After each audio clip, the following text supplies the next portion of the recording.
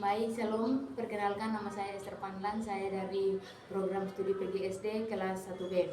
Di sini saya akan menjelaskan materi tentang Merdeka Belajar.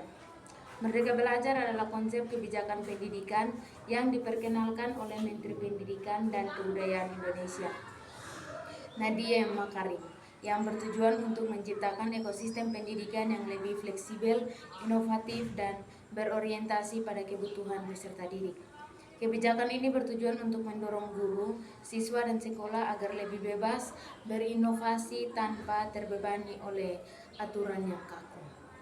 Berikut adalah poin-poin penting Merdeka Belajar. Yang pertama, tujuan Merdeka Belajar.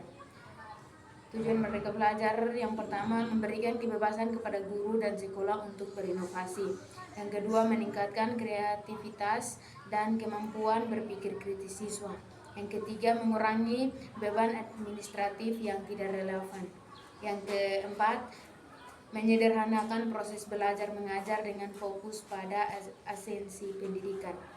Yang kedua, pilar utama Merdeka Belajar. Pilar utama Merdeka Belajar yang pertama, kurikulum prototipe atau kurikulum merdeka.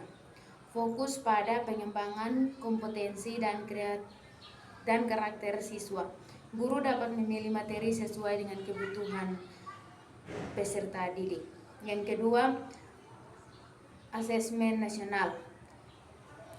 Asesmen nasional pengganti ujian nasional dengan 3 komponen utama. Yang pertama, asesmen kompetensi minimum atau AKM, mengukur literasi membaca dan numerasi.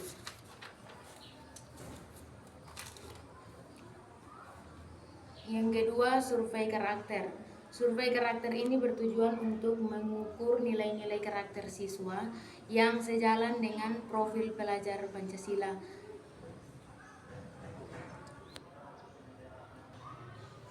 Ketiga, survei lingkungan belajar. Survei lingkungan belajar bertujuan untuk mengukur dan memahami lingkungan belajar di sekolah. Survei ini dirancang untuk memberikan gambaran tentang berbagai aspek yang memengaruhi proses pembelajaran, seperti kualitas pengajaran, fasilitas, budaya sekolah, dan kesejahteraan siswa. Yang berikut, zona belajar. Zona belajar ini mengutamakan pembelajaran berbasis kebutuhan lokal dan pengembangan potensi siswa. Yang berikut, kampus merdeka. Kampus merdeka ini memberikan kebebasan kepada mahasiswa untuk mengambil mata kuliah, program studi, magang, atau penelitian. Yang ketiga, prinsip Merdeka Belajar. Prinsip Merdeka Belajar yang pertama, kebebasan berinovasi. Kebebasan berinovasi dalam konteks Merdeka Belajar merujuk pada ruang yang diberikan kepada guru, siswa, dan sekolah untuk menciptakan metode, materi, serta pendekatan pembelajaran yang sesuai dengan kebutuhan dan potensi peserta didik. Yang berikut, berpusat pada siswa.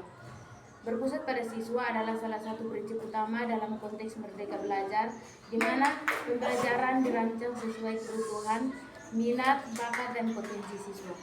Pendekatan ini menempatkan siswa sebagai subjek utama dalam proses pembelajaran, sehingga mereka lebih aktif, terlibat, dan memiliki kendali atas pembelajaran belajar merdeka.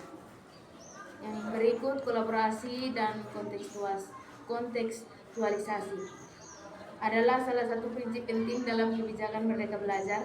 Prinsip ini bertujuan untuk menciptakan pembelajaran yang relevan dengan kebutuhan siswa dan masyarakat melalui kerjasama serta penyesuaian dengan konteks lokal. Yang berikut, penyederhanaan administrasi. Dalam kebijakan Merdeka Belajar bertujuan untuk mengurangi beban administrasi yang tidak relevan bagi guru dan sekolah, sehingga mereka dapat lebih fokus pada kegiatan inti pembelajaran. Yang keempat, implementasi Merdeka Belajar. Yang berikut, memberi pelatihan kepada guru untuk mendukung pembelajaran berbasis proyek dan inovasi. Yang berikut, menyediakan platform digital untuk mendukung pembelajaran. Yang berikut, kolaborasi dengan komunitas, pemerintah daerah, dan dunia usaha untuk mendukung pembelajaran kontekstual. Yang kelima, tantangan Merdeka Belajar. Yang pertama, pemahaman yang belum merata di kalangan guru dan sekolah.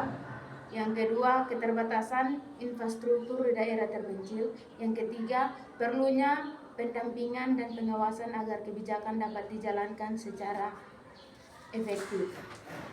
Kesimpulannya, Merdeka Belajar adalah langkah transformasi pendidikan yang bertujuan untuk menciptakan pembelajaran yang relevan dengan kebutuhan masa kini dan masa depan.